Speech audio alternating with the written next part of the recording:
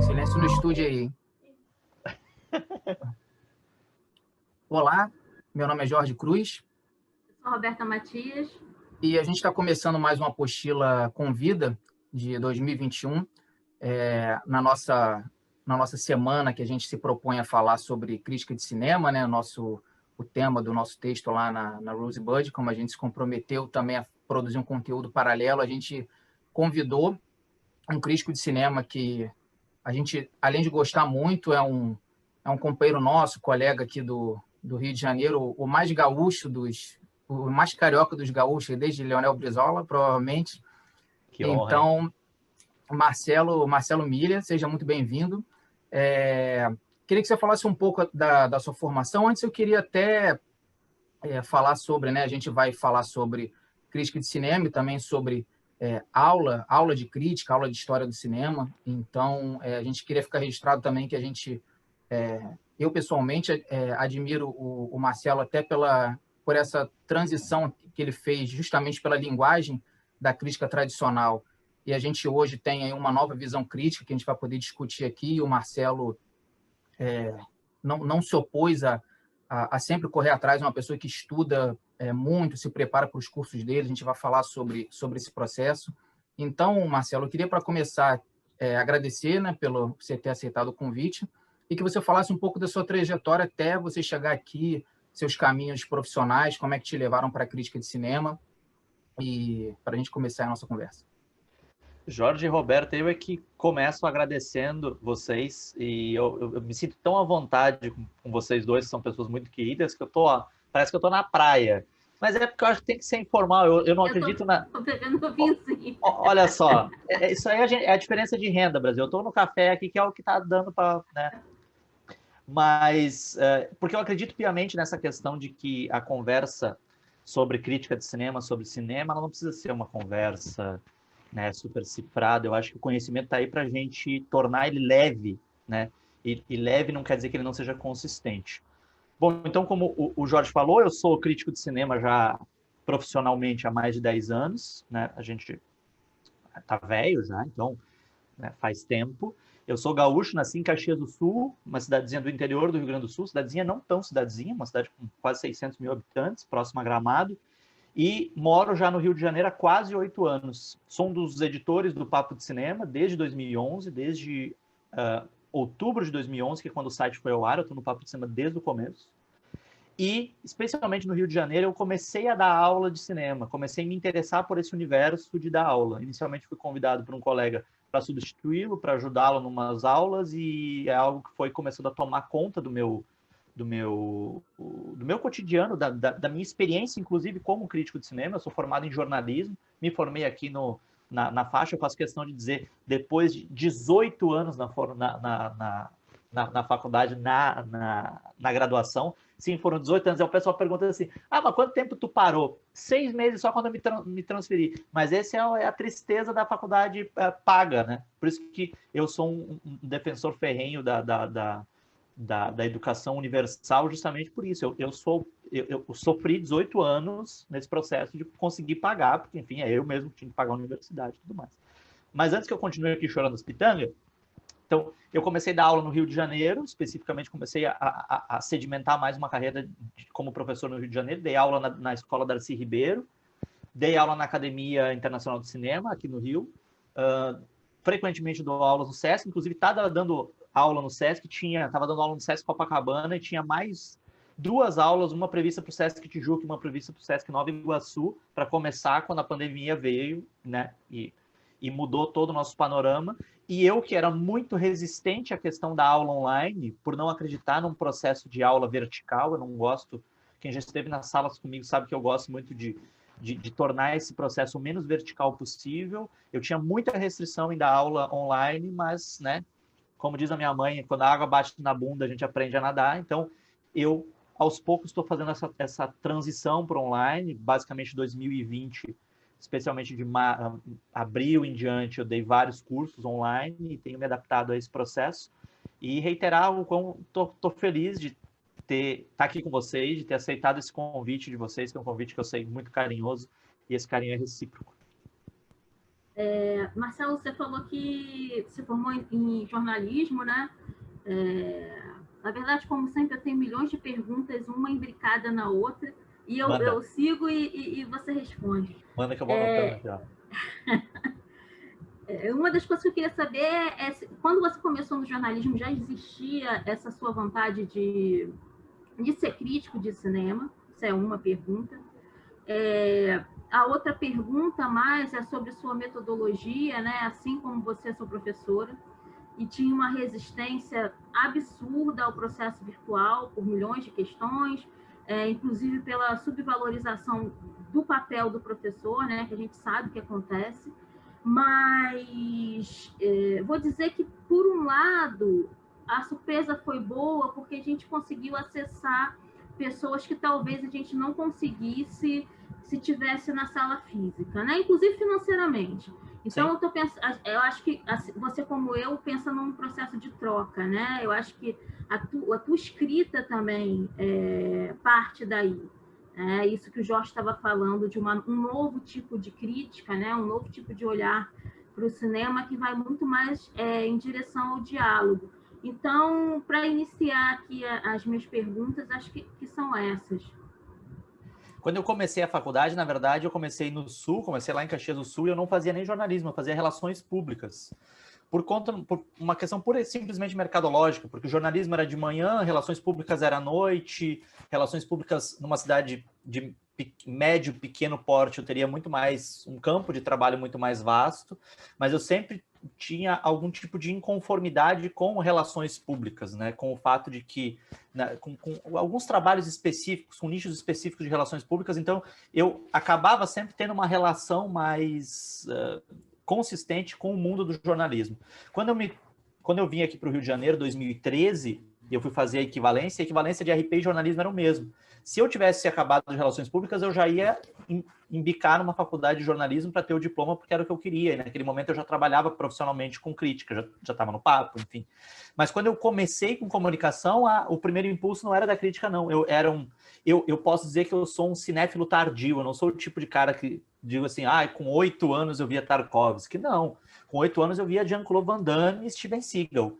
Eu fui começar a estudar cinema e a entender cinema como uma possibilidade artística e de complemento e de expansão para a minha vida depois dos 18 anos, seguramente. Então, quando eu iniciei meu processo acadêmico, aliás, muito curiosamente, eu sou também fã de futebol, foi muito levado, eu escolhi mais relações públicas, porque eu tinha uma leve tendência a querer trabalhar com marketing esportivo, né, a querer entrar nesse universo. Aí, infelizmente, o cinema veio e, como todas as paixões, eu sou um cara aberto a essas paixões, o cinema veio e tomou conta da minha vida. Hoje eu posso dizer que eu devo muito ao cinema, devo, assim, quase tudo ao cinema. Eu devo estar no Rio de Janeiro, eu devo ao cinema, eu devo a minha carreira, eu devo ao cinema. Então, eu acho que eu sempre, quando eu estou montando uma aula ou quando eu estou escrevendo um texto, eu sempre tenho em mente essa reverência, esse lugar, né, de tentar contribuir de alguma maneira, embora nem sempre seja possível, sabendo das minhas restrições, das minhas limitações. E o que tu falou, para mim, é muito essencial, que é o processo de troca. Tanto na escrita como no processo de aula, eu acho que tem que ser um processo de troca. Quando eu comecei a dar aula, a primeira coisa que eu pensava era o seguinte: que tipo de professor que eu não quero ser? Eu não quero ser o professor que chega e verticaliza o conhecimento, eu não quero ser alguém que vou estar lá na frente para fazer uma reafirmação do meu lugar de poder, porque sim, da aula, né, te coloca num espaço de poder, de privilégio, enfim. E essas palavras, poder e privilégio, eu simplesmente abomino. Então, eu não acredito nesse espaço. Eu acredito no espaço de troca, no espaço em que a gente possa dialogar. Às vezes, por exemplo, quando a gente escreve um texto, o texto ele está mais propício ao diálogo mesmo. Às vezes, ele está um pouco mais duro, mais cifrado. E eu aprendi a lidar. Eu sofria muito no começo, mas eu aprendi a lidar com essas vicissitudes na hora da gente produzir, na hora da gente fazer as coisas. A mesma coisa da aula. Às vezes, quando eu dava aula, e tu sabe muito bem, né, Roberto? Às vezes a gente dá uma aula e a gente tem a sensação de que foi uma merda a aula.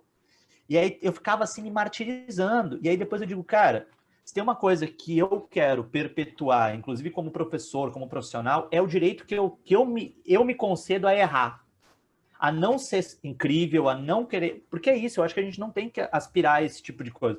Eu sou um cara muito o meu processo de trabalho é um processo de muito empenho, quase obsessivo, eu diria. Né? Quando eu me apaixono por um objeto de estudo, eu sou quase obsessivo. Eu entro num enamoramento bizarro, assim.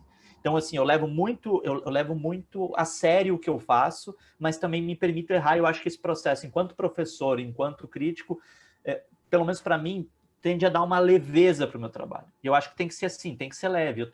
Eu quero que os meus textos, quero que as minhas aulas cheguem às pessoas de uma maneira instrutiva e que permita uma lógica dialógica, né? Que a gente não fique nessa coisa assim de tipo, eu falo e você diz amém porque eu sou professor. Não, eu estou aqui justamente para dizer assim, não, Marcelo, mas ó, isso aqui está contradizendo aquilo, eu não acredito nisso. Até porque só assim vai acontecer aquele velho clichê, que eu dizia que era um clichê até começar a dar aula, que era justamente assim, a gente que dá aula aprende muito mais do que necessariamente as outras pessoas, porque a gente está fazendo uma troca com, sei lá, 30, 40, 60, já dei aula para 95 pessoas ao mesmo tempo.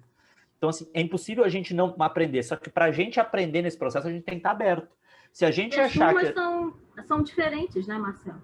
Muito. São novas pessoas, então às vezes que funciona com uma turma não funciona com a outra. E às vezes ponderável. E às vezes não funciona para ti, ou funciona para ti, e para a turma foi o contrário.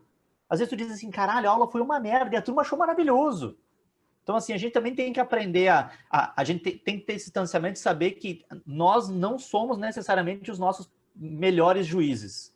Né? Eu acho que a gente tem uma consciência do nosso trabalho, e isso é importante, mas é legal que a gente tenha essa visão, que esteja aberto. Por isso que eu acredito nesse processo de aprendizado do professor, do crítico, desde que ele esteja aberto, desde que ele não ache que chegou num ponto que é um ponto utópico, que é o eu sou foda, eu sei tudo, eu cheguei em tudo, eu posso estudar 200 mil vezes a mesma questão, a partir do momento que eu vou me transformando, eu vou observar aquilo de outras perspectivas. Então, eu acho que a gente tem que estar aberto. Esse processo de diálogo tem que ser franco.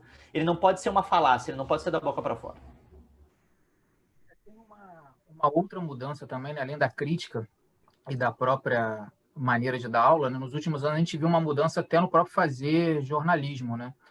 Que, assim, até pouco tempo atrás a gente tinha uma diferença muito grande entre a área de entretenimento e a área de jornalismo. Quem trabalhava com comunicação tinha que ter certo distanciamento, até pela boa apuração dos fatos e tudo, né? E isso com as redes sociais se estreitou de uma maneira que hoje a gente é incapaz até de diferenciar quem está produzindo conteúdo jornalístico e quem está produzindo conteúdo de entretenimento. E aí eu queria que você falasse um pouco da trajetória já dentro do Papo. O Papo de Cinema pegou uma fase em que a gente ainda estava nessa transição de você ter um site para notícias, para crítica, e isso se expandir em todo mundo ter que ser um pouco midiático também, né? Porque o jornalista, alguns não conseguiram se adaptar, outros fizeram e seguiram um caminho que não conseguiram sair nessa troca. E aí eu queria que você fizesse essa reflexão e até sobre como é agora manter essa relação de você também ser uma figura pública, né? Você usa suas redes até como também uma troca no que você está ali estudando, no que você está assistindo e tudo, né? Mas também tem a questão de você tem as lives, tem as relações diretas com os realizadores, com os artistas, e, por outro lado, você também é uma pessoa que vai fazer uma análise, né? Você tem que dar certo distanciamento sobre as suas leituras pessoais sobre aquelas pessoas para você poder chegar a uma conclusão sobre aquela obra. Eu queria que você falasse sobre essa transformação, já que o Papo de Cinema, com quase 10 anos aí para se completar, passou por um caminho já que contemplou todas essas fases aí. É interessante tu falar isso, Jorge, porque a partir desse olhar externo a gente começa a perceber coisas que no dia a dia a gente acaba atropelando e passando despercebido, né? O jornalismo realmente hoje, né, se a gente for pensar no jornalismo que era feito há 10 anos, especialmente em veículos grandes, que não é o caso do Papo de Cinema ainda, né, a gente é um veículo de médio porte, mas a gente tinha assim, quando tu ia fazer uma matéria, tu ia para a rua, ia tu, um motorista, um fotógrafo, né? Tu tinha uma equipe. Hoje, né, em prol dessa precarização, que não é uma coisa só do jornalismo, uma coisa de todas as profissões, enfim, e eu acho que a pandemia mostrou para a gente que tende a se apressar essa precarização. Hoje o jornalista tem que fazer tudo, né? Eu tenho que fazer, a galera que trabalha em jornal, por exemplo, tem que fazer o texto para o jornal, tem que fazer o texto para a internet, tem que fazer a foto, tem que fazer o vídeo, às vezes tem que saber editar, tem que ser bom de texto, tem que ser bom de vídeo, tem que ser carismático, tem que ser um monte de coisa, né? Então, assim, em prol dessa ideia, né, mercadológica de que tu tem que ser um profissional multitarefa, o que acontece é que as equipes vão se reduzindo, porque eu, ao invés de fazer uma ou duas funções, eu tenho que fazer 5, e aí a gente vai tendo uma série de questões, a gente vai ter um estresse maior do profissional, a gente tem um enxugamento das redações, que é uma coisa que a gente tem visto cada vez mais, né? Quando o papo surgiu, né, a internet, especialmente a internet de cinema, ela tinha uma série de veículos que a gente pode considerar veículos de médio porte com alguma relevância, né? E no mercado dominado por como qualquer outra área econômica, por gigantes. Hoje a gente tem talvez o Adoro Cinema, que é o maior site de cinema da América Latina, e o Omelete, que não é necessariamente um site de cinema, mas é um site de cultura pop, que acaba abordando o cinema como sites realmente grandes e que tem um foco muito específico, inclusive de trabalho, em grandes produções. E que a gente está percebendo que cada vez mais estão abandonando as produções médias e pequenas. E a nossa intenção no papo sempre foi de trabalhar com tudo, né?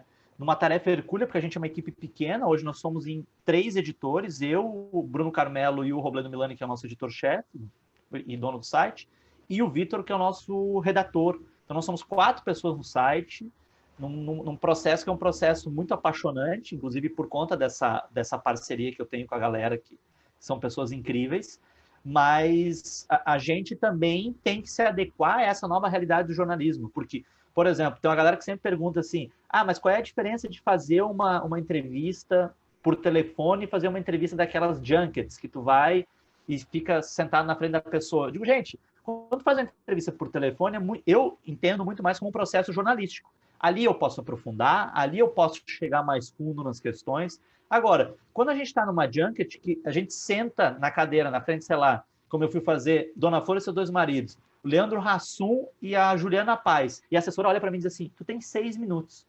Eu encaro aquilo muito mais como entretenimento do que como jornalismo. Eu encaro muito mais como uma possibilidade aí de eu jogar uma coisa mais bem-humorada, de brincar, claro, dentro da linha editorial do site, que eu acho que é importante a gente não perder o foco da linha editorial, mas entendo isso muito mais como entretenimento do que qualquer outra coisa. As lives que agora em 2020 tomaram de assalto, e a gente no Papo gostou muito de fazer, elas dá para fazer uma boa mescla, né? A gente faz as lives de mais ou menos 1 hora, dá para fazer uma boa mescla assim, entre entretenimento e jornalismo. Tinha umas lives que eram umas lives mais engraçadas, inclusive recomendo para quem, lá no Instagram do Papo do Cinema tem elas salvas, recomendo a minha com a Kéfera, que está divertidíssima. Teve a da Kéfera, eu assisti a da Kéfera. Virou quase um stand-up comedy, eu e a Kéfera. E já teve lives... encontro... Nossa Senhora! E outras lives que eram lives mais consistentes, em que a gente, no que diz respeito assim, a pensar a linguagem de cinema, fazer isso. Mas sempre dentro dessa ideia de tornar aquela discussão o mais acessível possível. Isso não quer dizer tornar essa discussão simplória, mas quer dizer simplificar algumas coisas. Quando eu vou escrever, eu sempre penso assim, vai cair o braço da gente se na hora da gente escrever, por exemplo, se eu for falar sobre um ângulo de câmera, eu falar sobre plongé e contra-plongé, eu botar ali uma explicação,zinha do que é plongé e contra-plongé, é interessante porque eu acabo dando acesso a um público que não sabe. E aí o que a gente tem? A gente tem, e é uma coisa contra a qual eu me rebelo frequentemente, e aí eu tenho alguns colegas que não gostam muito que eu falo isso, mas enfim, eu acho que é uma leitura que eu tenho do próprio mercado. Eu acho que o mercado da crítica de cinema hoje, tu falou muito bem, Jorge, é muito difícil a gente saber separar o joio do trigo. Por isso que eu acho importante que a gente também treine o nosso olhar para ler críticas de cinema, porque eu acho que o nosso mercado está muito cheio, tem muito mais gênio do que operário. O que eu quero dizer com isso? Tem uma galera, e eu acompanho de perto o trabalho que vocês dois fazem, aproveito aqui para fazer um elogio público a vocês do trabalho que vocês vêm fazendo em relação à cobertura dos festivais de cinema, que é um trabalho exaustivo, e eu sei bem como é que é isso, e vocês estão abraçando isso de uma maneira muito bonita. Mas a gente sabe que boa parte da galera que, inclusive, tem o privilégio de ir para um festival de cinema com tudo pago, não faz isso. Porque acha que não, entende a relação braçal do trabalho e a relação intelectual como separadas. E, para mim, elas estão juntas. É uma relação intelectual, mas é uma relação muito braçal também. Então, eu acho importante que a gente pense a crítica de cinema, que pense esse novo jornalismo também a partir dessas perspectivas de mercado. Onde é que eu quero estar? Porque, assim como, em estrito senso, é meio contraproducente fazer uma desvinculação de arte e indústria para falar de cinema, afinal de contas, o cinema tem uma natureza industrial. Quando a gente vai falar de crítica de cinema, de produção de conhecimento, eu acho também importante a gente pensar nisso. O Papo de Cinema, por exemplo, é um site que aspira a uma relação comercial. Então, assim, a gente sabe que público a gente quer alcançar. Não é o mesmo público dos grandes portais. A gente não quer brigar com os grandes portais por audiência, porque o nosso público é outro. O nosso recorte é outro. E eu acho que esse nosso recorte é muito feito a partir da fidelidade com o cinema que a gente acredita. De que maneira que a gente pode fazer. Hoje eu vi uma coisa até muito curiosa. O pessoal estava descendo o cacete no Mulher Maravilha 1984, não sem razão, bom que se diga. E aí um cara disse assim, eu não acredito que vocês vão cobrar qualidade de roteiro de um filme de super-herói. Eu digo, cara, se tu fizer isso, tu tá demonstrando um preconceito absurdo com o filme de super-herói. E é isso, a gente que é profissional da área, a gente sabe que a gente tem os nossos preconceitos, mas tem que dirimir esses preconceitos, porque quando eu vou me deparar com um filme de super-herói, eu tenho todo um contexto, né, me balizando, mas sim, a gente vai cobrar qualidade de roteiro. A gente não vai... Por quê? Porque eu não parto do pressuposto de que o filme de super-herói é ruim. Eu parto do pressuposto de que é um filme e que merece toda a minha atenção, que merece todo o meu respeito. Aí, antes que eu fique tergiversando, porque a Roberta disse que ela faz as 200 perguntas, eu embuto 200 respostas que não me foram perguntadas na mesma resposta, mas tudo bem. Mas o Jorge falou de uma questão de como é que faz essa relação com as pessoas, né? Tu acaba conversando com essas pessoas, tendo uma relação, e aí daqui a pouco, eu vi o filme do Jorge, a gente tem uma relação assim de festival, coisa assim, e daqui a pouco eu não gostei do filme do Jorge. Eu acho que o único compromisso que eu tenho, né, é com o público, é com quem lê. Mais até do que o meu compromisso com o site. O meu compromisso com o site é profissional, é profundo, mas o meu compromisso é com quem lê. E eu acho que a partir do momento que eu der o meu melhor e que eu escrever for produzir um texto, que é um texto que tem argumentação, que tem base, que tem, dentro do possível, evidentemente, eu acho que isso é reconhecido. É óbvio que tem pessoas, né, diretores, diretoras, produtores, produtoras, galera de distribuição, que não gosta quando a gente não gosta de determinado filme, e isso é completamente do jogo. Já aconteceu, tem umas coisas que são, assim, que acontece com a gente, que é de eu ligar para a pessoa, de eu ir fazer uma entrevista com a pessoa, e eu já teve isso, eu tenho como regra, se eu for fazer entrevista, eu não faço entrevista sem ter escrito a crítica antes. Se eu peguei essas duas pautas, a crítica e a entrevista. Porque eu sou gente, eu vou ser contaminado pelo olhar do outro. E certamente quem fez o filme tem uma visão muito mais benevolente do que qualquer outra pessoa. Então, eu já estava com o texto pronto. E aí, quando eu... Oi, fulana, tudo bem? Não sei o quê, vamos falar um pouquinho. Ela disse assim, vamos, mas tu gostou do filme? Eu digo, puta que... E não tinha gostado, no caso. E aí eu disse assim, vamos fazer o seguinte, até porque são coisas diferentes, vamos fazer a entrevista primeiro, e depois no final eu te falo o que eu achei do filme, até porque daqui a pouco eu já vou publicar o texto, então isso vai estar público. E aí acabou a entrevista, e claro, a gente tenta sair sempre dessa saia justa, mas acabou a entrevista, e eu disse assim, bom, então tá, fulana, até a próxima. Ela disse assim, tu esqueceu de me dizer o que tu achou do filme. E aí eu falei, olha, eu gostei do filme por alguns aspectos, mas nesse aspecto eu não achei legal, nesse aspecto eu não achei legal. Eu acho que desde que a pessoa perceba que tu se esforçou, que tu tem atenção, que tu se dedicou para aquela leitura, seja ela certa ou errada, embora isso não exista, certo ou errado, são perspectivas, a gente pode se equivocar no sentido de fazer uma relação que não existe, enfim. Mas eu acho que desde que essa atenção e esse profissionalismo estejam na frente, a pessoa pode até não achar legal, porque é isso, gente. A gente está falando, especialmente quando a gente fala de cinema brasileiro, a gente está falando de projetos que duram assim 5, 6, 7 anos para fazer. Ninguém gosta que alguém vá lá e num texto fale que os teus últimos 7 anos não renderam um filme maravilhoso. Então, assim, eu acho que também tem que partir do crítico e da crítica de cinema essa sensibilidade. E eu acho que frequentar set de filmagem, ver o quanto é difícil, é importante, não para ser condescendente, mas para aprender a ter respeito pelo trabalho do outro. E uma coisa é uma coisa, outra coisa é outra coisa. Eu posso botar 250 argumentos negativos em relação ao filme, mas eu tenho que partir da ideia de que, antes de qualquer coisa, eu tenho que ter respeito pelo trabalho que foi feito, porque aquele trabalho envolveu muitas pessoas, e se eu não respeitar o trabalho do outro, como é que eu espero que respeitem o meu, né? Marcelo, tem umas coisas que você falou. Bom, eu ia começar com uma pergunta, eu acho que eu já vou emendar aí, tá vendo? Vamos emburacar, Marco. Vamos emburacar, Roberto. Emburacou agora. Mas uma das coisas que eu ia falar, eu tive o prazer de ter poucas aulas com você no SESC Copacabana, né? E uma das coisas que me impressionava já na sua crítica e que me impressionou na sua maneira de dar aula, porque assim, é evidente que quando você fala de cinema, você tem um olhar apaixonado, isso fica claro, né? Mas você consegue, na crítica, um distanciamento que eu acho essencial, que eu não consigo. Apesar da minha relação com o cinema ser uma relação de longa data, eu estou entrando no meio da crítica agora, e as minhas críticas, em geral, passam muito do que eu senti vendo o filme. Mas eu acho que você falou de uma coisa que eu acho essencial, que é o respeito ao outro, né? Eu comecei fazendo uma faculdade de cinema, não cheguei a participar de uma grande equipe, mas é uma coisa muito difícil, é muito trabalhosa, é muita gente envolvida, e eu acho que mesmo que a gente não goste do filme, né? E aí, voltando para o meu professor, não importa se a gente gostou ou não gostou, mas importa a análise que a gente faz daquele filme, né? O respeito é essencial, porque a gente quer ser respeitado também, né? Na nossa crítica.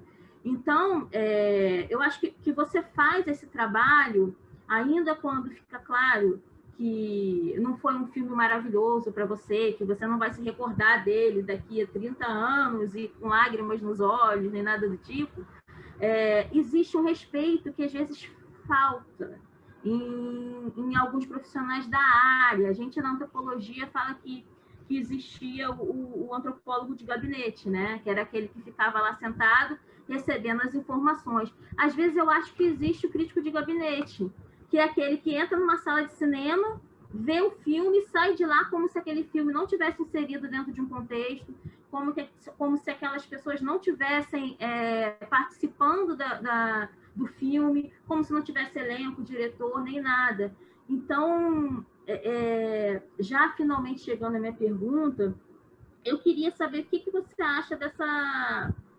Eu tenho visto umas pessoas com umas propostas mais novas, né? Uma galera mais nova, que vão para os dois lados, né? Ou tentam elitizar muito a crítica, né? Como você já falou, ainda, assim, infelizmente, no Brasil e no mundo, o cinema é ainda elitista, né? E está ficando cada vez mais, né? Se a gente no início do cinema que tinha uma arte popular, eu acho que a partir da década de 90, dos anos 2000, fica cada vez mais um espaço elitizado. Mas a minha pergunta é como chegar ao público sem perder essa característica de análise do filme, né? Falou algumas coisas, Roberto, que eu acho interessantes, porque são inquietações que eu também tenho muito, né? Como eu estava falando da questão da aula, da reafirmação do espaço de poder, eu tenho a percepção de que alguns colegas também partem desse lugar, de estar muito mais preocupados em reafirmar o seu espaço dentro de uma indústria, né? O seu espaço de poder, de influência, de ser aquela pessoa que passa, e aí o ator ou a atriz olha e diz, ô, fulano, é legal, claro que é legal com pessoas bacanas, independentemente se a pessoa é contra a regra, se a pessoa é atriz, se a pessoa é ator, se a pessoa... É óbvio que, especialmente para um garoto vindo lá que já não é mais garoto, né, faz tempo, vindo lá do interior do Rio Grande do Sul, esse tipo de coisa tenderia a rolar um deslumbre, coisa assim, mas eu acho que eu tento refutar o máximo possível. Eu adoro quando as pessoas, e isso felizmente é algo recorrente nas aulas, as pessoas falarem assim, gosto das suas aulas porque é isso, a paixão que tu tem pelo cinema é contagiante. E para mim é isso que mais importa. mais até do que eu brinco com os alunos, eu digo assim, gente, boa parte das informações que a gente passa em aula, elas estão disponíveis. Hoje a gente tem meios de encontrar essas informações. Acho que o professor é muito mais um instigador do que qualquer outra coisa. Mas esse espaço, que é um espaço que pode ser inebriante, que é um espaço de poder, em que as pessoas te veem como uma referência, enfim, eu acho que tem que ser combatido. Eu costumo pensar o seguinte, eu fico extremamente feliz quando meu trabalho é elogiado, extremamente feliz, e claro que não fico tão feliz assim quando meu trabalho é duramente criticado, mas eu tento me bloquear dos extremos. A crítica que me destrói e o elogio que me joga lá no céu. Porque eu sei que essas coisas são flutuantes mesmo, acho que a gente tem que ter consciência disso. Essa questão que tu falou de se comunicar com o público é muito curioso, porque eu tenho um amigo meu que é formado em letras, é professor lá no Sul, e ele brinca comigo, ele diz assim, Marcelo, eu gosto de ler teus textos, porque teus textos ele tem palavra idosa, gente que, assim, palavra que o português já não usa mais há uns 50 anos. E uma coisa que eu percebi, sei lá, do último ano e meio para cá, é que os meus textos tinham algumas palavras que tornavam essa comunicação um pouco mais cifrada. E isso veio a partir da resposta dos leitores, dizendo assim, não sei o que, bacana, mas não precisava usar esses termos.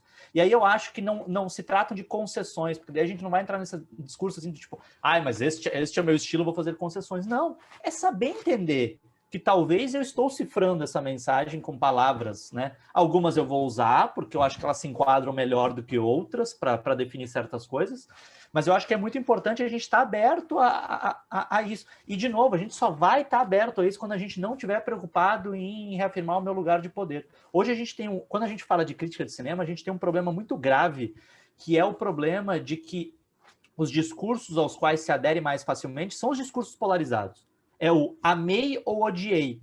Amei e o odiei. A galera que está começando agora sabe muito bem que se jogar no Facebook, se jogar no Twitter, se jogar no Letterboxd, uma nota 5 e uma nota 1, ela vai ter muito mais engajamento do que uma nota 3, com ponderações. O meu trabalho, eu sempre encaro o seguinte, o meu trabalho não tem que estar preso em se vai ter engajamento ou não vai ter engajamento. Meu trabalho é um trabalho analítico, eu tenho que analisar aquilo da melhor forma possível, de novo, equivocadamente ou não equivocadamente. Agora, galera, especialmente a galera sabe, a gente está, por exemplo, no Papo Cinema há quase 10 anos e a gente sabe quão árduo, vocês também sabem disso, que agora estão com um projeto de vocês que eu acho incrível, mas vocês sabem que é um caminho muito árduo, é um caminho muito difícil e é um caminho muito longo. Só que a galera, em prol de encurtar esse caminho, está aderindo a essa lógica que é uma lógica de mercado, que é uma lógica do polarizado, que é aquela galera que já escreve pensando se uma frase do seu texto vai virar citação da distribuidora. Mulher Maravilha, ótimo. Mulher Maravilha, incrível. Então, eu abuso desses adjetivos, né, nesses que eu chamo de fogos de artifício, porque a distribuidora está fazendo o papel dela, está pegando aquilo e transformando em marketing. Tinha um crítico francês que dizia que sempre quando os textos dele viravam essas peças de publicidade, ele dizia assim, alguma coisa eu fiz errado. Porque a nossa função não é ser um suporte para o departamento de marketing das distribuidoras e das produtoras. Não é essa a nossa função. Só que muita gente, de novo, em prol disso, em prol de ganhar um recebidinho, né, de ganhar um brindezinho, de ganhar um arrego aqui, um arrego lá. É a mesma coisa no festival de cinema. 90% dos festivais de cinema, a gente vai ao festival, paga passagem, paga transporte, paga alimentação, paga estadia. Ninguém está fazendo favor para ninguém, gente. É o meu trabalho que está sendo feito lá, eles estão ganhando isso em projeção de imagem, ninguém está fazendo favor para ninguém. Só que tem nem tudo num festival de cinema que acontece é legal. Às vezes tem coisas ruins, né, que acontece, e eu sinto que tem alguns colegas que, inclusive, nesse departamento, que não é um departamento necessariamente crítico, mas é um departamento jornalístico, deixam de fazer jornalismo por conta do receio de perder os seus privilégios, de não ser chamado na vez que vem. Gente, não é isso que a gente tem que fazer. A gente está lá para reportar, quando, né, nos couber ser repórteres, a gente está lá para analisar, quando nos couber o papel de analistas, e a gente não tem que estar preocupado com isso, a gente não tem que estar preocupado com essa... Mesmo quando a gente está fazendo uma demanda que diz respeito a um cliente. Porque, às vezes, no papo a gente tem isso. ou qualquer veículo comercial, de ter um cliente assim, olha, eu tenho uma campanha contigo. Isso não quer dizer que a minha leitura, a minha análise vai ser condicionada pelo fato da empresa colocar dinheiro ou não no site. O que vai mudar é que, talvez, por exemplo, eu fiz uma crítica. Uma vez a gente fez uma campanha, fizeram uma campanha com a gente de um filme que tinha uma crítica muito negativa minha. O que a gente fez? A gente fez entrevista com o diretor, a gente cria outros ambientes, porque quando a gente fala do produto, a gente não está falando só da crítica, a gente está falando da crítica, da entrevista, do artigo de opinião, de uma segunda visão dentro de um artigo, de uma live, Então, assim, quando a galera diz assim, não, mas a gente tem que fazer concessões para sobreviver. Talvez, mas não é concessão nesse nível. De a gente escrever o que o cliente quer, de a gente escrever o que o curador do festival quer, escrever o que a assessoria do festival quer. E eu tenho muita sorte, mas muita sorte mesmo, de trabalhar num veículo que sempre me deu liberdade total para fazer o que eu quisesse, para trabalhar do jeito que eu quisesse. Então, assim, eu acho que isso é uma sorte, é um privilégio que poucos têm, infelizmente. Então, Marcelo, também, né, para a gente falar principalmente do teu curso, né, na data que a gente quer colocar aí a entrevista ao ar, vai estar na semana do seu primeiro curso de 2021, que é de História do Cinema Brasileiro. A gente espera que as vagas estejam totalmente ocupadas, mas se ainda tiver, a gente vai deixar também aqui os caminhos, né, o Instagram do Marcelo, que ele responde diretamente, se você quiser deixar algum e-mail que as pessoas entrem em contato também. Mas eu queria que você falasse desse curso, que você com certeza vai ofertar em outros momentos do ano, sobre as novidades de 2021, outros cursos, como é que você está se preparando para mais um ano não presencial aí, provavelmente? Como eu já falei em outras vezes, eu sou um cara muito obsessivo com essa coisa de trabalho. Então, assim, eu me dei uma folga em dezembro, que eu disse, em dezembro ninguém também, tá todo mundo querendo comer arroz com ou sem nozes, sem passas, essas coisas todas. Então, me dei uma folga. Janeiro, dei volta com História do Cinema Brasileiro. Eu tive a sorte de, nos 2 primeiros dias, já esgotar 75% das vagas. Então, assim, foi muito bom. Devo também, e aqui deixo meu agradecimento público ao meu irmão, Rafael, que é quem faz as artes do curso. Meu irmão é publicitário, mas é mais redator, mas ele que faz as artes do curso. Então, meu agradecimento... Aliás, gente. O Rafa, não é porque é meu irmão, manda bem demais esse desgraçado. E me ajuda muito com isso, com essa parte de certificado depois, enfim. Então, a partir do dia 16, todo sábado, 16, 23, 30 e 6/2, das 14 às 17 horas, eu faço essa questão insana de, em 4 aulas de 3 horas, tentar pegar o cinema brasileiro de 1896 até os dias de hoje. Eu tinha uma proposta anterior que era de partir de movimentos muito específicos, mas agora eu criei um apanhado mais geral, que eu acho que tem funcionado. Dei 2 turmas em 2020, funcionou bem.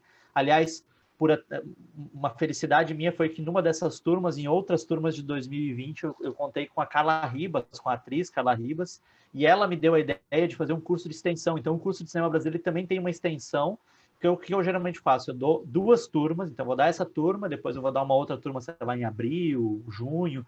E aí depois, para os participantes dessas 2 turmas exclusivamente, eu abro uma outra turma que a gente faz um movimento contrário. A gente fala dos movimentos a partir de determinados filmes. Então, a gente escolhe 4 filmes, assistimos aos filmes e falamos desses filmes para, a partir deles, falar dos movimentos nos quais eles se inserem. E esse ano, acho que tem algumas coisas aí. O processo de montar curso é muito gostoso, mas é muito exaustivo, né? Eu passei, assim, quase todo esse recesso de Natal num projeto que talvez o meu projeto mais querido em relação a curso, fora do cinema brasileiro, que é um dos meus objetos de estudo que eu gosto tanto, mas que é um curso sobre o meu cineasta favorito, que é o David Lynch. E aí, provavelmente, em fevereiro vai sair o curso do David Lynch. Nesse momento, eu já estou com 128 páginas de apresentação. Para dar em 4 aulas não vai dar. Já estou preparando para me desprender de algumas coisas, ou para fazer um curso com 5 aulas. Mas é o meu cineasta favorito e eu estou dando uma atenção especial. E já li muita coisa, já revi toda a filmografia. É um processo obsessivo, mas então, para fevereiro vem David Lynch e especificamente o David Lynch eu acho que eu vou ter que abrir 2 turmas, uma atrás da outra, porque eu já estou com uma demanda legal do curso também. Então, assim, é bom ver, isso é sempre revigorante, ver que existe uma demanda muito grande, que as pessoas querem estudar cinema, que as pessoas anseiam por estudar cinema. Elas talvez não tenham meios para estudar, né? Eu acho que uma das coisas que o online veio trazer é que a gente consegue fazer com que essa relação até financeiramente seja mais vantajosa. Hoje eu consigo cobrar, por exemplo, um curso inteiro R$ 130, né? Quando a gente pensa em fazer isso presencialmente, que geralmente 60% do montante fica com o dono do espaço, a gente vai ver que um curso desse custa R$ 350, R$ 400. Então, de alguma maneira, também é claro que o presencial tem um charme todo especial, mas a gente sabe que tem uma galera que não tem condições de pagar e eu acho que dá para a gente fazer um trabalhinho mais ou menos com os cursos à distância e com valor acessível, porque R$ 130 para 12, 13 horas de aula não parece ser acessível, porque é R$ 10 a hora. Então, dá para a gente brincar bastante. Agora, Marcelo, você tem um curso que você dá aqui com uma certa frequência, né? Que é o curso de crítica. E aí, eu queria saber, na verdade, é uma curiosidade pessoal, né? Quando você monta, ou quando você montou originalmente o curso de crítica, que eu acredito que tenha mudado ao longo das aulas, né? O que você pensava, o que você queria passar para os alunos, né? Você queria dizer assim, ok, esse aluno vai sair daqui ao final desse curso com essa e essa informação.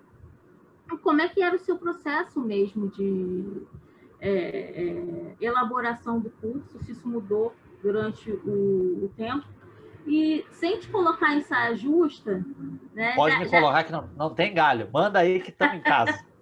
Já tirando os seus colegas aí de papo do jogo, para não te colocar em saia justa, enfim, ou se você quiser entrar na saia justa, aí é com você. Mas quais são os críticos que você admirava lá no início da sua carreira e que críticos que você vê com potencial para o futuro, que podem trazer coisas novas para a crítica de cinema, né? Sobre a questão, Roberta, dos cursos, quando eu comecei a montar o curso de crítica de cinema, a minha intenção, eu não tinha uma intenção muito clara, não. A minha intenção era tentar passar um pouquinho, eu acho que é como, até mais do que os cursos que falam sobre história, eu gosto muito de falar sobre história de cinema, não só do cinema brasileiro, mas de fazer essa relação histórica, mas o curso de crítica permite que a gente tenha uma troca muito maior, né? Então, assim, eu não acredito que um curso de crítica seja capaz de formar críticos. Eu acho que ele é capaz de dar alguns caminhos, de apontar alguns caminhos possíveis, alguns macetes que facilitam, inclusive, para que cada aluno descubra o seu caminho. O curso de crítica também não é indicado só para quem quer, porventura, ser crítico ou crítica de cinema. É indicado, acho, para todo mundo que tem algum tipo de curiosidade em relação a esse processo de análise do cinema. Eu começo com uma parte histórica também, que me parece interessante, que geralmente é a parte que os alunos menos gostam, né? Mas eu acho que também faz parte disso, da gente... Eu tento sempre fazer um curso muito prazeroso, mas acho importante a gente partir dessa ideia até para entender certos elementos cíclicos da história, também da crítica de cinema. Então, quando eu comecei a elaborar, e lá, quando eu penso assim, nos primeiros cursos que eu elaborava, era um processo assim, era um processo meio desesperador, assim.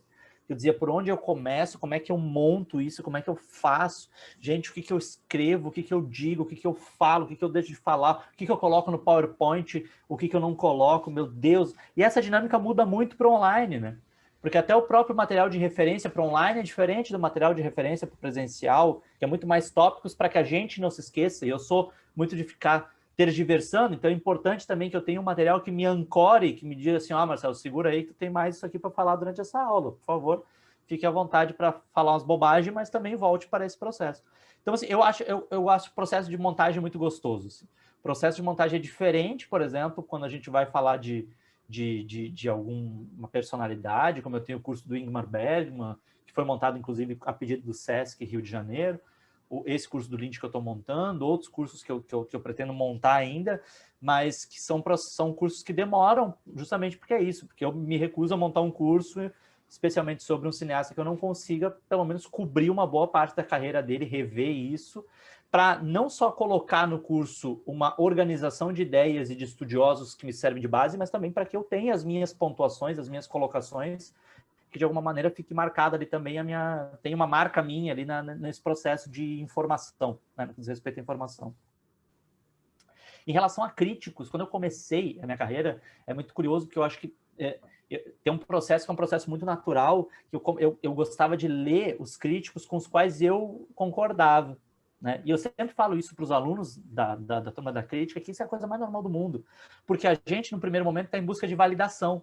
Eu digo assim, porra, eu gosto muito do que a Roberta escreve, caralho, a Roberta é foda. Aí eu vou ver lá, caralho, a Roberta falou exatamente o que eu acredito, então que bacana, eu quero ler mais a Roberta, porque se eu entendo a Roberta como uma autoridade, eu quero me validar a partir dessa leitura da Roberta.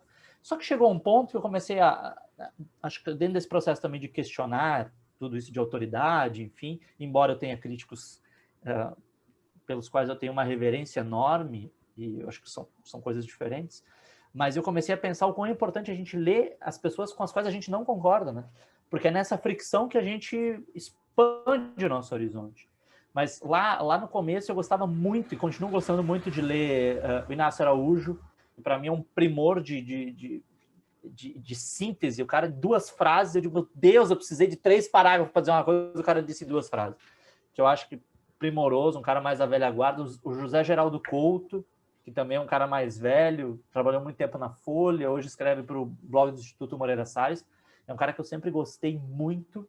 Eu acho que no começo, especialmente a galera da minha geração, tem uma importância também do Pablo Vilaça lá atrás, né? Eu acho que foi importante, embora não seja o tipo de crítica com a qual hoje eu me identifico, mas eu acho que teve sua importância, é inegável a importância dele, inclusive, para a construção de um mercado de crítica de cinema online, né? Ele é um cara que precede o Adoro Cinema, por exemplo, que já tem mais de 20 anos. Então, eu acho importante, não é isso, acho que a gente tem estilos e visões de cinema hoje completamente diferentes, mas lá atrás ele foi muito importante. Tenho assim, isso eu posso dizer, assim, tenho uma imensa, a sorte também de ter uma imensa admiração pelos meus colegas, pelo Robledo Milano e pelo Bruno Carmelo, que são pessoas que têm visões completamente diferentes, mas com as quais eu aprendo diariamente, não só nas trocas, mas até na leitura dos textos, na forma como se colocam diante dos filmes. E eu acho que tem uma galera, quando a gente fala de geração nova, tem muita gente produzindo, e eu confesso que eu não tenho acompanhado de uma maneira mais sistematizada o trabalho dessa galera, assim, de conseguir me deter, porque é isso. O trabalho no site é exaustivo, o trabalho nas aulas acaba sendo exaustivo. Hoje, com essa questão da pandemia, eu às vezes fico assim 15, 16 horas na frente do computador. Por isso que eu falo muito que falta o operário e sobra os gênios, né? Porque a gente sabe que quem quer levar esse meio a sério é muito esforço, é muita, né? As nossas relações pessoais. O Jorge, por exemplo, que é um homem casado, não sei como consegue fazer, admiro profundamente. Os relacionamentos tudo vão pro buraco, a gente pensa assim, pô, o fim de semana tem um filme que eu preciso ver aqui, um filme do Fassbinder que eu nunca vi. Pois é, dá para adequar, eu fico falando isso, parece uma coisa apocalíptica, mas o trabalho da crítica, ao mesmo tempo, é um trabalho gregário, mas é um trabalho que também tem um quê de solidão, né, de solitário, né, que a gente precisa de um momento só nosso, assim, é difícil de socializar certos processos, mas fora chorar as pitangas dos relacionamentos passados, eu não sei por que eu entrei nisso, mas eu acho que é para essa questão dessa galera mais jovem, eu acompanhar mais esporadicamente. E não é porque eu estou aqui com vocês, eu acho que vocês, e já falava, especialmente para o Jorge, com quem eu tinha mais contato, antes, o quanto eu achava, e eu acho que o casamento de vocês, Ariane, esposa do Jorge aí, que não nos ouça, não se sinta enciumada nesse processo, mas vocês com a Apostila é um casamento, né? Não deixa de ser um casamento. Eu acho que é um casamento muito, muito bacana, porque vocês têm o que eu considero essencial, que é tesão, e eu acho que não dá para fazer nada, especialmente cinema, sem tesão. Vocês têm tesão e vocês arregaçam a manga e vão lá, e botam a cara. Às vezes eu digo assim, gente, eles estão muito loucos. Eles estão conseguindo dormir? Será que eles estão conseguindo se alimentar? Eu fico parecendo mãe, sabe? Será que eles estão levando o casaquinho? Será que eles estão se alimentando? Estão dormindo bem?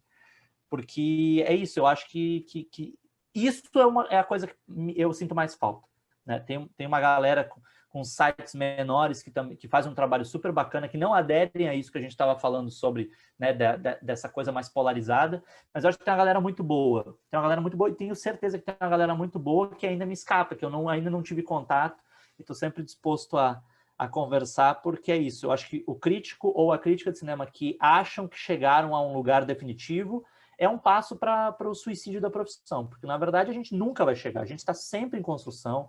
Quem se acha fodão, querido, e olha, o dedo de marcar no Facebook chega até a coçar, né? O Jorge está dando risada, sabe? Tem muita gente. E aí eu acho que às vezes me dói um pouquinho, porque eu sei o quanto, quando eu chego num festival de cinema, e aí às vezes a galera diz assim, não, eu sei que eu posso relaxar um pouco. O festival também é um momento que a gente pode relaxar. Mas eu sei o quanto eu me esforcei para chegar nesse lugar. O quanto eu ainda me esforço para encontrar determinadas brechas. E aí eu me sinto assim como alguém morrendo de fome com um prato de comida na frente sempre. Eu acho que o dia que eu perder essa relação, eu perdi parte da minha essência como profissional. Gente, é quase uma filosofia de vida. Quase palavras da salvação. Depois de palavras da salvação vem graças a Deus ou glória a vós, Senhor. Os católicos aí que nos acudam, porque eu nunca sei. Foi uma verdadeira pregação comunhão, não lembro. da crítica. Quase o pastor Marcelo. A gente Mas podia criar uma igreja, o que vocês acham? A gente ia ganhar mais dinheiro do que com a crítica. Sim, sem dúvida. E mais uma coisa que você falou aí que é interessante, eu ia até fazer uma provocação de uma pessoa que você gosta muito, que eu ia até propor, né, um curso que eu gostaria de ver, né? Eu até vou pegar o livro aqui, um cara que você gosta muito, que é Humberto Mauro.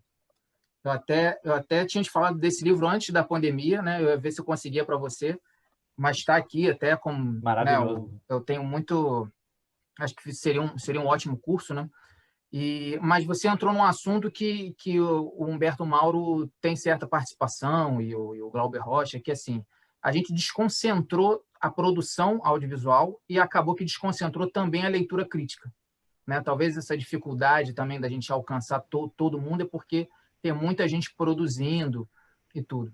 Então, eu queria perguntar para você sobre se tornou mais difícil e mais prazeroso, né? ou só um deles, a leitura de um filme hoje, principalmente produção brasileira, né? Porque a gente teve um acesso aos meios de produção facilitado pelos equipamentos serem mais simplificados, né? A gente também teve um fomento da indústria por um período, né?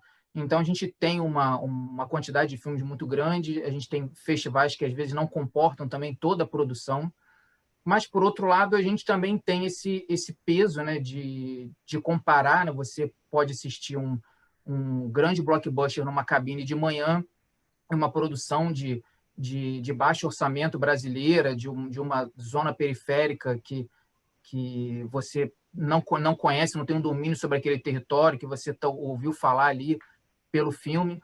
Eu queria que você falasse dessa dificuldade e desse equilíbrio de você fazer um julgamento que seja justo, mas também tenha uma leitura igualitária, né? Esses outros elementos do filme, que acho que é a grande dificuldade que a gente tem hoje, acho que um dos grandes conflitos da crítica também é justamente ter essa leitura que uns entendem que não querem ser condescendentes com um filme, outros acham que tem uma mensagem que é importante ser passada e isso chancela o filme de determinada forma, que outros não concordam porque acham que o estilo, a forma não foi desenvolvido.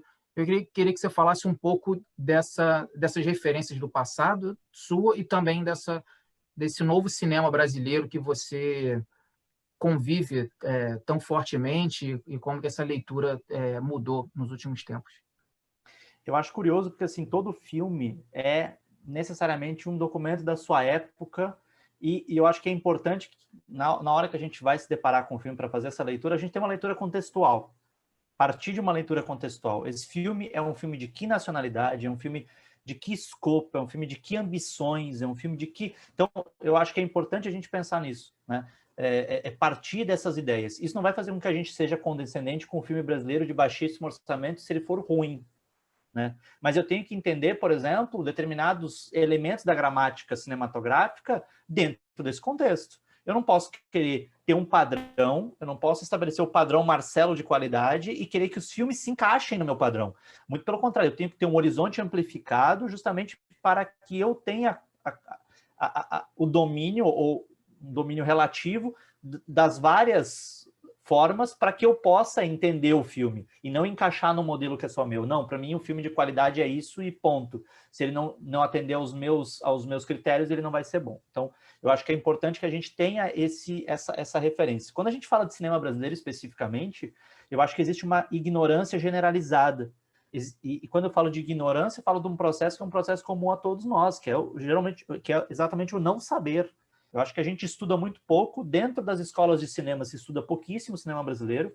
Quando eu entrei na Darcy Ribeiro, a matéria teórica, que era a única matéria teórica, a única matéria que, na verdade, juntava todos os grupos, que era a galera que fazia direção, roteiro, montagem, produção, era uma matéria que era inicialmente pensada como cinema brasileiro, mas ela era dada cinema mundial, e aí, de vez em quando, aportava no cinema brasileiro. Quando eu assumi durante um ano inteiro 2 turmas, eu disse, não, a gente vai fazer ao contrário, a gente vai falar de cinema brasileiro e vai contextualizar os momentos do cinema brasileiro dentro do que estava acontecendo no mundo. A gente vai fazer um sistema inverso. E eu acho que, assim, as experiências que eu tive, eu já dei algumas aulas também no SESC de cinema brasileiro, e aí, claro, são aulas diferentes. Quando a gente tem a possibilidade de dar 15 aulas de 3 horas, eu consigo aprofundar muito mais, eu consigo ter uma relação mais profunda em relação até à história do cinema brasileiro, mas eu sinto que as pessoas têm um engajamento muito grande. Quando a gente fala do cinema brasileiro, existe um entusiasmo de saber sobre coisas que não se sabia sobre o cinema brasileiro. Porque quando a gente pensa em cinema brasileiro do passado, geralmente o nosso olhar vai até os anos 60, quando muito metade dos anos 50. Mas a gente tem cinema no Brasil a gente tem o pré-cinema desde da segunda metade do século XIX em diante, e o cinema chega no Brasil em 1896. O Brasil sempre esteve nas vanguardas, só que sempre viveu também de mortes e ressurreições. Então, eu acho importante a gente olhar para trás para ter essa concepção, para entender, por exemplo, de que maneira as principais revistas de cinema nos anos 20 pregavam um olhar elitista sobre que o cinema brasileiro construísse um olhar elitista e que falava especificamente de um cinema não negro, de um cinema branco, né? Exaltar a beleza dos nossos brancos. Existem citações desse tipo em revistas que eram revistas de arte, né, de vanguarda, que vão expor muito mais um pensamento, né, segregacionista da época do que qualquer outra coisa. E eu acho importante a gente olhar para trás e ver isso acontecendo. Eu acho imprescindível, por exemplo, quando eu vou assistir a um filme como Madame Satã, que é um filme relativamente recente, ter uma ideia lá atrás de que maneira esse cinema foi se desdobrando e construindo até o Karim Ainus chegar e fazer um filme desses, né, sobre um homem negro homossexual, né, que já tinha sido feito um filme sobre ele, A Rainha Diaba, do Antônio Carlos Alfontoura, lá atrás, nos anos 70. Então, eu acho importante a gente olhar para trás e pensar que grandes figuras... Eu tive essa honra de fazer uma live com o Antônio Pitanga, que é um dos meus ídolos no cinema, né? Quase me caguei inteiro quando o homem abriu a câmera e disse, meu Deus, eu vou morrer aqui. Porque eu acho que, assim, a gente não tem como falar de cinema brasileiro sem falar de Antônio Pitanga. A gente não tem como falar de cinema brasileiro sem falar de Zósimo Bulbul, por exemplo, e se fala muito pouco de Zósimo. A gente não tem como falar de cinema brasileiro sem falar de Walter Hugo Cury, se fala muito pouco de Walter Hugo Cury. Então a gente fala muito pouco, a gente fala relativamente bastante dentro dos nossos círculos. Fora do nosso círculo se fala pouquíssimo de cinema brasileiro. E dentro do nosso círculo se fala muito de Glauber Rocha, tem que se falar porque era um gênio. Se fala muito, acho que se fala pouco de Leon Hirschman, se fala pouco de Adélia Sampaio, se fala pouco de grandes cineastas, se fala pouco quando a gente pensa, por exemplo, nos anos 90, na retomada do cinema brasileiro, a imensa importância das cineastas, especialmente as paulistanas, cineastas mulheres para a retomada do cinema brasileiro. Importantíssimo a gente refletir sobre isso. E aí, quando a gente tem essa perspectiva, eu acho que a leitura do cinema brasileiro contemporâneo ela fica mais rica. Por isso que eu não acredito numa leitura única. Eu acredito que quanto mais bagagem a gente vai abraçando, melhor a nossa leitura vai ficar, né? Quando eu tenho um lastro histórico maior, hoje a gente pensa assim, hoje o jovem cinéfilo é uma entidade. O jovem cinéfilo ele engaja muito mais para estudar expressionismo alemão, neorrealismo italiano, novela vague francesa, que tem que ser estudados profundamente, sem dúvida. Eu sou apaixonado também por esses períodos e por estudar esses períodos, mais do que... Eu me assustei quando eu cheguei na Darcy Ribeiro e numa aula de cinema brasileiro, para a galera que é de cinema, eu cheguei e disse assim, quem aqui conhece Humberto Mauro? E de 60 pessoas, 4 pessoas levantaram a mão. e Humberto Mauro sendo essa figura, né, incrível.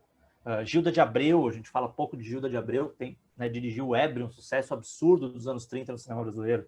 A gente fala pouquíssimo das nossas pioneiras, né? A gente fala um pouquíssimo das mulheres cineastas. E a gente tem grandes, né, mulheres cineastas, a gente fala pouco de Ana Carolina, a gente fala muito pouco desses nomes. E eu acho que, no sentido geral, a gente fala muito pouco de cinema brasileiro, tanto que a gente permite, de alguma maneira, a gente permite que se propaguem certos preconceitos, como o cinema brasileiro é uma merda, só tem putaria, só tem palavrão. Dá vontade de dizer assim, gente, se a gente pegasse os filmes norte-americanos e legendasse como eles devem ser legendados sem eufemismos, vocês iam ver quem fala mais palavrão, se é o cinema norte-americano ou o cinema brasileiro. E aí já expõe, né? Quando a pessoa chega para isso, já expõe um moralismo também. Então eu acho que é muito bonito estudar isso, estudar o cinema brasileiro, e acho que mais do que nunca é imprescindível que a gente estude o nosso cinema. E eu não consigo perceber, não consigo conceber alguém, um crítico ou uma crítica de cinema brasileiros que não estude cinema brasileiro, né? Que tenha um tesão pelo cinema estrangeiro. Eu não estou falando de ter predileção ou não, mas de não estudar, de ter um desconhecimento profundo em relação ao nosso cinema e achar que, por exemplo, nos anos 70 no Brasil só teve pornô chanchada. E que a pornô chanchada, por ser um cinema voltado muito mais à bilheteria, a comércio, é um cinema necessariamente ruim. Então, assim, tem muitos preconceitos sendo ainda propagados dentro da nossa própria área, por puro e simples desconhecimento. Marcelo, você falou uma coisa que eu acho que é um problema do Brasil, né? Assim, a gente desconhece. Além dele, eu acho que, na verdade, ele encarna tudo, é como se fosse um condensado desses problemas, né? Mas eu acho que a gente estuda muito poucos teóricos brasileiros, poucos pensadores brasileiros, de todas as áreas, né? E vindo de uma faculdade de cinema, que eu larguei no meio, mas fiz até o meio, né? Isso que você falou dos novos cinéfilos, eu acho que é um problema de décadas, né? Porque quando a gente pensa, né? Aí eu estou falando a gente, o cinéfilo médio brasileiro. A gente pensa em cinema brasileiro, a gente pensa em cinema novo e em pornô chanchada. E, às vezes, naquele cine-teatro do início ali, uma coisa muito vaga, né? A gente não vai a fundo por muitas questões. Uma, porque eu acho, por preconceito próprio mesmo, né? De achar que o que é feito no Brasil é menor, né? Quando a gente sabe que aqueles filmes eram filmes gigantescos, com uma iluminação, uma capacidade, com pouca verba, né? E ali no início, se a gente pensar ainda, a gente tinha até a nossa própria distribuição de cinema, era uma coisa incrível, que poderia ter reverberado para a história do cinema brasileiro. Mas eu fiquei pensando em outras coisas também, né? Você falou muito em forma e conteúdo. Eu acho que as duas coisas caminham juntas. E elas precisam caminhar juntas, né? Mas a gente tem muita mania de como está com um certo padrão do que é o cinema certo, de como iluminar, ou de como decupar, de quais falas devem ser ditas, né? Que tipo de representação deve ser feita, de colocar tudo que é diferente para fora, né? Isso daqui não presta, isso daqui é muito diferente para mim. Acabei de quebrar uma taça de vinho. Coloca também, né, Roberta? Coloca o naturalismo como algo positivo também, né? Sim. Tem dificuldade em ler uma obra antinaturalista ou uma coisa artificial como algo que fosse um problema de atuação ou um problema de roteiro. Exatamente. A gente se nega a ler a obra como um todo, né? Fazendo parte daquele contexto, se nega, inclusive, às vezes, a pesquisar um pouco mais sobre o diretor, sobre os atores, sobre o diretor de fotografia, e entender que aquilo ali está trabalhando dentro de um contexto. Então, eu acho que isso que você falou do jovem cinéfilo é a única coisa que eu discordo aí na sua fala, porque eu acho que já vem de anos, né? Eu acho que são décadas de desvalorização da nossa produção, em detrimento de uma produção que a gente acha mais intelectual, ou enfim, seja lá o que for, quando a gente vai olhar para o cinema brasileiro, e aí você sabe que eu sou da bandeirinha latino-americana, incluindo o cinema latino-americano, aí também a gente desconhece muito. Vai para Cuba, Roberta! Se for, me traz uma vacina que lá tem. Mas é isso, né? A gente deixa um continente todo de fora por questões menores, e realmente me espanta bastante isso que você diz, de que os alunos de cinema atualmente ainda estão chegando com esse perfil, né? Porque Sim. A gente tem grandes festivais brasileiros, esse ano a gente teve a oportunidade de cobrir, somos 4 mãos aqui, né? Eu e Jorge, mas a gente teve a oportunidade de cobrir festivais nacionais, desde pequenos até médios e grandes, com uma produção incrível e super plural, sabe? Da gente sair entusiasmado que essa produção está sendo feita no país, assim, dessa maneira, com todas as dificuldades que a gente sabe que existem. E me espanta que isso não chegue nas faculdades e nos espaços mais formais, né? Isso é culpa dos professores também, né? Eu acho que a gente tem que fazer uma meia-culpa de tentar entender assim, qual é o tipo de apresentação que os docentes, que as pessoas que ocupam esse espaço de referência né? Qual é a força que essas pessoas estão fazendo para que esse cinema chegue, né? Eu acho que a gente tem, quando a gente vai pensar nessa questão né, tu e o Jorge estavam falando essa questão o naturalismo necessariamente é bom, o que é artificial é ruim, e uma série de pressupostos, a gente tem também que entender qual é a limitação da nossa colocação histórica.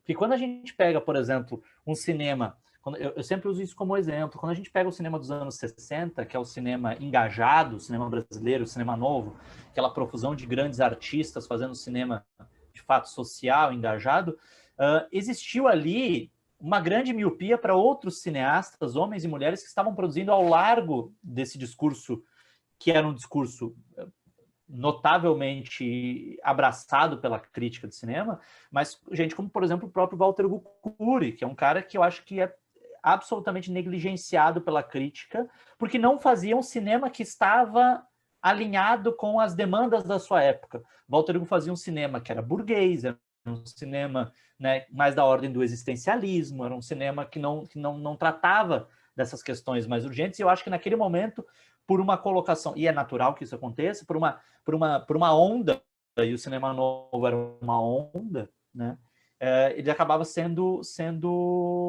pouco valorizado. Hoje, por exemplo, felizmente, a gente tem uma demanda muito grande no cinema brasileiro por um cinema identitário, né? Um cinema que coloque essas questões de ordem identitária na tela, enfim. E eu acho isso incrível, eu acho que tem mais que acontecer, porque eu acho que isso também acompanha as transformações da sociedade brasileira, das quais o nosso presidente Jair Bolsonaro e seus asseclas são uma espécie de antítese, né? Eles são uma tentativa de frear todas essas transformações, inclusive do nosso cinema, que é um cinema que tenta explorar a diversidade na tela, né? A gente já viu várias tentativas aí do governo e várias colocações do governo no sentido até de frear especificamente esse cinema da diversidade. Mas a gente também, como crítico, tem que perceber que, embora muito entusiasmado com esse cinema, talvez estejamos negligenciando um cinema que é feito ao largo disso. É um cinema que não é um cinema identitário, que não está querendo discutir essas coisas, mas que é um cinema que formalmente é um cinema incrível. É um cinema que tem outras questões de outras ordens, de outras naturezas que são incríveis. Talvez a gente não consiga ter, por conta dessa proximidade, dessa inclusão histórica, a gente não consiga ter essa... Porque é isso, não dá para abraçar o mundo, né, gente? Eu recentemente vi um filme, eu acredito que... Não sei se vocês chegaram a ver, que para mim é o melhor filme que eu vi em 2020, que é O Sertânia, do Geraldo Sarno, que é um filme assim que quando acabou, eu digo, cara, é um cineasta de 82 anos fazendo um filme ousado nesse nível no Brasil, que é uma coisa que a gente não tem quase no mundo, né? E eu acho que falta muito isso. Quando tu fala, eu te dou razão em relação a isso, Roberto. Eu acho que essa desvalorização é mais, né, é maior do que o jovem cinéfilo. Eu concordo contigo, acho que essa desvalorização é muito antiga e certos preconceitos, certos rótulos colaram, né? É isso, o cinema brasileiro tem um som ruim. Quem é que disse, Brasil? A minha única bronca não é nem com o cinema brasileiro contemporâneo, é com o cinema mundial. Atenção, você realizador. para de usar drone sem motivo, Brasil. O Brasil não aguenta mais drone. É drone que não acaba mais, né? Mas brincadeiras à parte, eu acho que é isso. Eu acho que a gente tem uma... Se a gente olhar para a seara dos curta-metragistas, eu acho que os curta-metragens são um momento, né, em que certos assuntos e certas gramáticas aparecem antes do que o longa, né? Porque o curta, até por não ter esse compromisso comercial, infelizmente, porque esperamos que se crie também um ambiente comercial para o curta-metragista, mas eu acho que existe um campo de experimentação maior. Quando a gente olha para os curta-metragens, a gente olha assim e vê umas coisas assim, cara, né? São impressionantes, assim, impressionantes de tu ver, assim, eu quero ver mais filme dessa pessoa, seja médio, curta, longa metragem, enfim, eu quero ver mais. Eu acho que quando a gente se apaixona pelo cinema brasileiro, a gente começa a entrar num mundo que é um mundo que tu diz assim, cara, chega a ser absurdo que esse mundo é um mundo desconhecido, ou semi-desconhecido, que as pessoas não têm a mínima noção de que essas pessoas existiram, que essa galera, né, que tu tinha um Mazzaropi, por exemplo, que era um cara com um apelo popular enorme, que é um cara que tinha um tino de negócio cinematográfico. Os Trapalhões, né, que o primeiro filme que eu fui assistir na vida no cinema foi um filme dos Trapalhões, O Casamento dos Trapalhões. Aliás, já acabamos de entregar a idade aqui. E eu acho que é isso, eu acho que esse cinema é um cinema que tem que ser valorizado, e a gente tem que valorizar esse cinema. Eu acho que nós, professores e críticos de cinema, temos uma responsabilidade grande no que diz respeito à valorização do cinema brasileiro, que a gente tem que lançar a luz sobre essas obras e dizer, ó, isso aqui é interessante, não se achando um farol, né? Não se achando mas contribuindo de alguma maneira para que a gente tenha uma percepção mais amplificada de como a gente é foda. E a gente é foda pra caralho. A gente não é foda pra caralho só no cinema. A gente é foda pra caralho na ciência, a gente é foda pra caralho nos esportes, a gente é foda pra caralho em vários segmentos artísticos. No que diz respeito ao pensamento, academicamente a gente é foda. Então, assim, eu tenho muito pé atrás com o brasileiro patriota que não gosta de nada que é do Brasil. Ele não gosta do cinema brasileiro, ele não gosta da música brasileira, ele não gosta da ciência brasileira, ele não gosta de nada brasileiro. E aí, como é que ele é patriota, gente? Como é que ele se arvora a se autorrotular de patriota se ele não gosta de nada que é brasileiro? Então, quando uma pessoa diz assim, eu sou muito patriota, diz, vem cá, querido, vem cá. Gosta de cinema brasileiro? Gosta do seu... As pessoas, é só fazer um teste, as pessoas não gostam e não gostam por isso, por preconceito, pela síndrome de vira-lata, por uma série por a ideia de que santo de casa não faz milagre. E eu acho que a gente tem essa responsabilidade de mudar essa percepção geral. E já está acabando. Jorge, só para falar uma coisa rapidinho aqui, você lembra mais do que eu, porque eu sou péssima, a memória é péssima para tudo. Quantos filmes eu vi aquele final de semana que eu fiz aquele... De cor da Cinemateca Pernambucana, a Roberta viu, acho que eram quase 100 curtas, ou um pouco mais de 100 curtas. Isso é só com droga. O final de semana. Aí eu falei assim, Jorge, tem 3 filmes maravilhosos que são completamente... Então, nesse momento eu vou cair e vocês jamais saberão o que eu ia falar.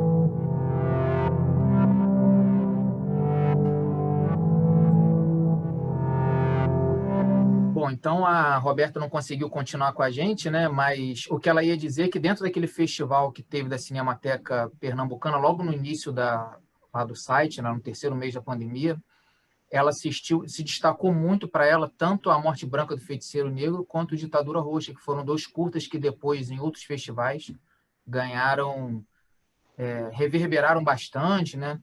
E A Morte Branca do Feiticeiro Negro, acho que muita gente considerou até como o melhor curta do ano, outros até como o melhor filme do ano, ali junto com Sertânia, como o Marcelo citou. Mas é nesse sentido, né, Marcelo?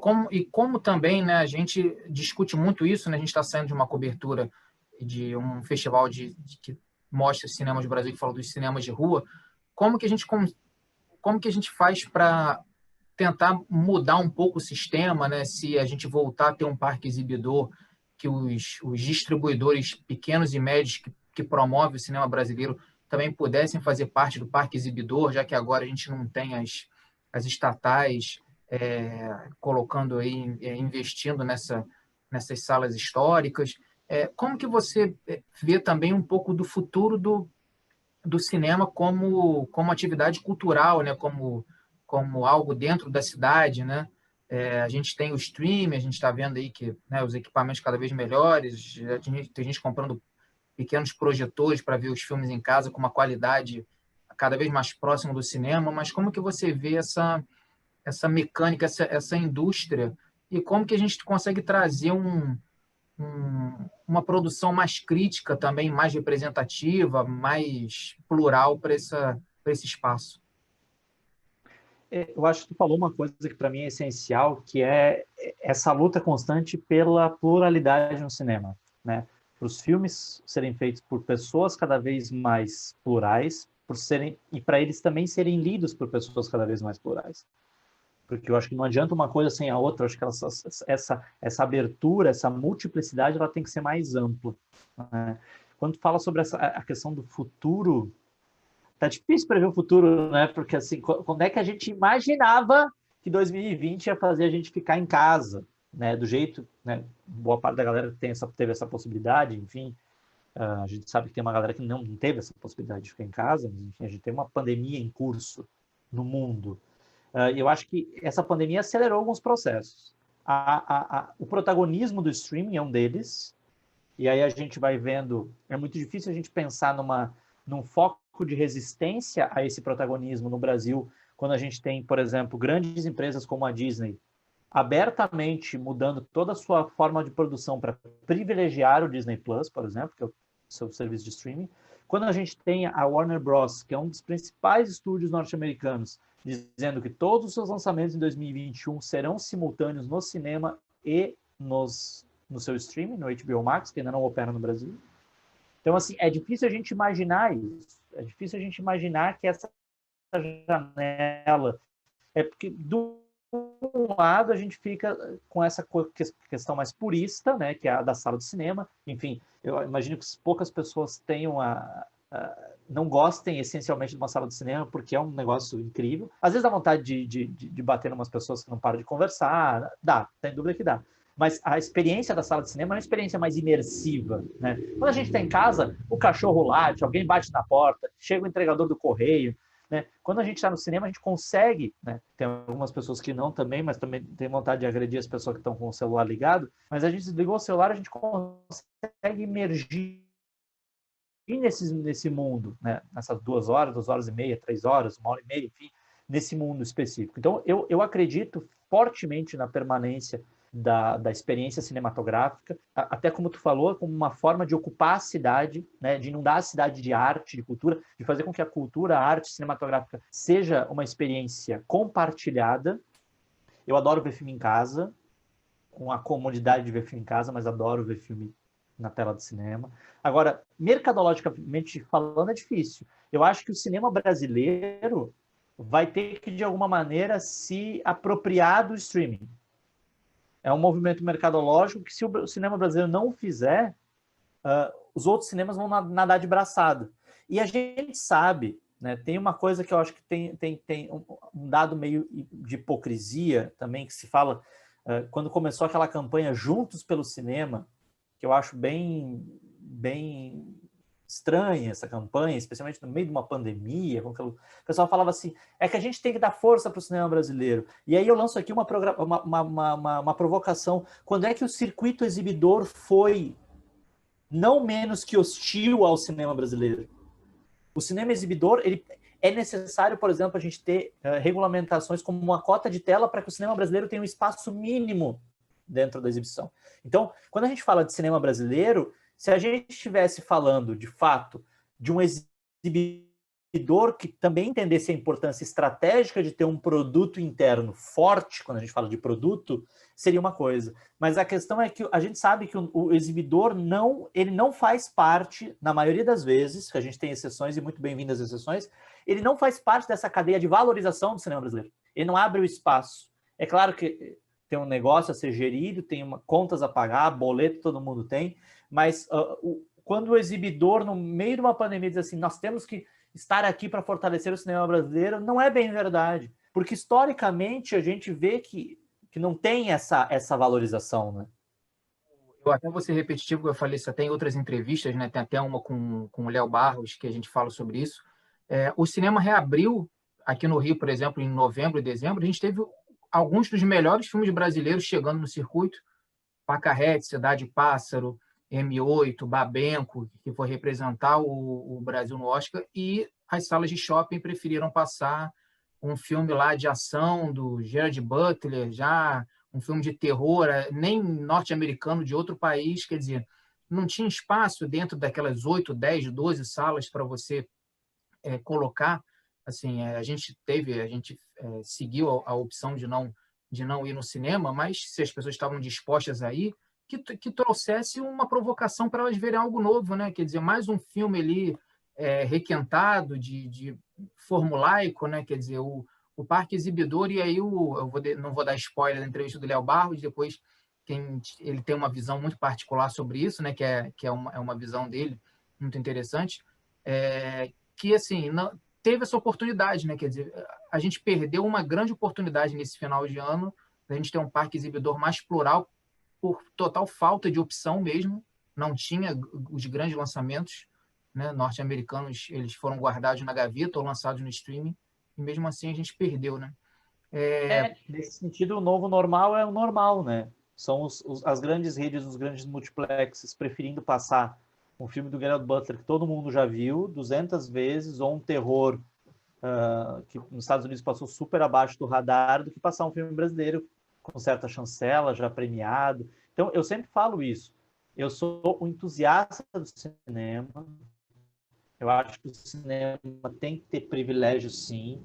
Mas, em estrito senso, a gente está falando de uma guerra de dois modelos de negócio. Um é mais tradicional, sem dúvida. Mas quando a gente fala sobre isso, a gente está falando de dois modelos de negócio, que é o modelo de negócio de streaming e o modelo de negócio das salas de cinema.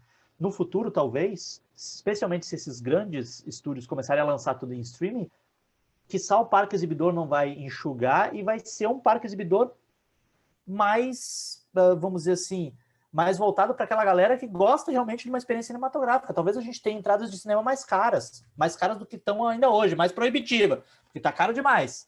Mas é a velha história do assistir ao jogo na TV ou assistir no estádio, né? Sempre vai querer ter gente vendo no estádio. Agora, a gente tem que ver o seguinte: o parque exibidor vai comportar isso. A gente sabe que para o parque exibidor, especialmente para o multiplex, os grandes filmes, os grandes eventos, eles são importantíssimos, né? Não tanto quanto a pipoca, mas eles são importantes. Tanto que os cinemas, durante a pandemia, boa parte dos cinemas não quiseram abrir enquanto as bombonières não tiveram autorização para abrir, né? Então, a gente sabe que o negócio de cinema é mais complexo do que isso. Mas eu acredito que, para o bem da produção de cinema do Brasil, o cinema brasileiro tem que encontrar um meio termo de dialogar também entre chegar ao cinema, chegar ao streaming, porque também tem isso, né? Quando a gente fala de uma grande cidade como Rio de Janeiro, a gente está super abastecido de cinemas, e quando a gente está falando de Zona Sul, de Centro, a gente está super bem abastecido. Mas eu venho de uma cidade do interior do Rio Grande do Sul, em que talvez, se alguns filmes estivessem disponíveis no streaming, eu teria assistido a eles e não teria recorrido à pirataria. Que é uma hipocrisia a gente falar que não se recorre à pirataria, né? Quando a gente tiver um parque exibidor que contemple isso, que não, numa cidade como Rio de Janeiro, que não empurre para a Zona Norte ou Zona Oeste os filmes só dublados e filmes com um perfil muito específico por conta de um preconceito do parque exibidor, aí a gente pode falar desse tipo de coisa. Eu não sou favorável uma vez que a gente tenha meios legais de encontrar o filme, eu acho que os downloads eles podem servir muito mais para que a gente possa ter acesso, sei lá, a um filme da Lituânia que nunca foi lançado aqui, que um cara abnegado foi lá e fez uma legenda. Eu acho que a gente pode usar a internet de uma maneira muito mais inteligente, mas também tem essa questão. Eu acho que o futuro, se a gente soubesse o futuro, Jorge, a gente comprava agora, apostava, o futuro é streaming. Vamos pegar as economias que a gente não tem e investir nisso, mas a gente não sabe. De fato, a gente não sabe como é que, quando a gente ainda projeta um 2021 muito difícil, né? A gente projeta, hoje eu estava vendo uma matéria que fala que a gente se projetam ainda mais 2 anos de utilização de máscara, mesmo com vacinação, mesmo com... Então, a gente tem que entender, e tem muitas pessoas que estão fugindo dessa realidade, já querendo fugir dessa realidade, que essa pandemia é um troço que vai nos afetar durante 3 anos. Claro que não são 3 anos em que a gente vai ficar enclausurado, mas a gente vai ter mudanças de hábito durante 3 anos.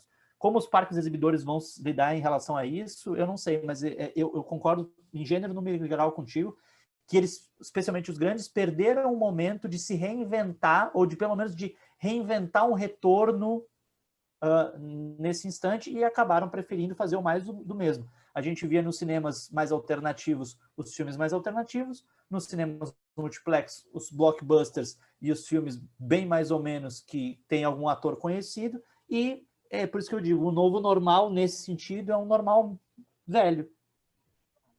Sem contar que, assim, se a gente ficar nessa situação 3, 4 anos, a gente vai criar uma geração inteira que hoje aí tem 8, 9 anos que não vai criar certos hábitos, né? Se a família for segura, né? Se ela priorizar as medidas de segurança, não vai criar esse hábito. Bom, o Marcelo, né? Ele materializa o conceito de papo de cinema, né? A gente teve uma das maiores conversas, maiores entrevistas e assim tem muito assunto. A gente poderia ficar aqui, a gente poderia usar as 15 aulas de 3 horas que ele pode dar só para conversar. Então, assim, eu indico muito que, assim, nessa situação agora que a gente só tem o online, que você procure os cursos do Marcelo, essa versão dele que, assim, é ao vivo, é interativo, então não é essas aulas pré-gravadas que você tem um feedback posterior, quer dizer, você tem contato como se estivesse numa sala de aula. E, assim, quando a entrevista for, com certeza a gente ainda não vai estar vacinado, mas que a gente consiga retomar a vida o mais rápido possível. E se você é do Rio, que procure, né, no futuro os cursos presenciais também do Marcelo, esses mais longos, que a gente tem uma possibilidade também de desenvolver uma troca. Marcelo, muito obrigado por aceitar o convite. Queria que você deixasse uma palavra final, um recado para quem está assistindo a gente, ouvindo aí pelo podcast. Como que a gente te encontra, como que a gente vai se ver aí em 2021, seus projetos, seu recado final. Pode ficar à vontade aí para vender seu peixe, deixar tudo que você quiser deixar aí para a gente. Eu quero, antes de qualquer coisa, te agradecer, Jorge, agradecer a Roberta pelo convite, pela acolhida tão afetuosa, né, que sempre é assim, e reiterar os meus parabéns para vocês pelo trabalho que vocês vêm fazendo na Apostila, que eu acho que a gente precisa de mais gente como vocês cobrindo o cinema e nesse mercado, então, os meus parabéns para vocês. Quem quiser me encontrar, né, a não ser os cobradores eles podem, né, espera eu estar vacinado, né, para depois vir atrás de mim. Mas quem quiser, fora de brincadeira, me encontrar, eu estou lá no Instagram, Marcelo _ P de Paulo _ Miller. Não é de Paulo, mas é só para a gente, né? No Facebook está como Marcelo Miller mesmo.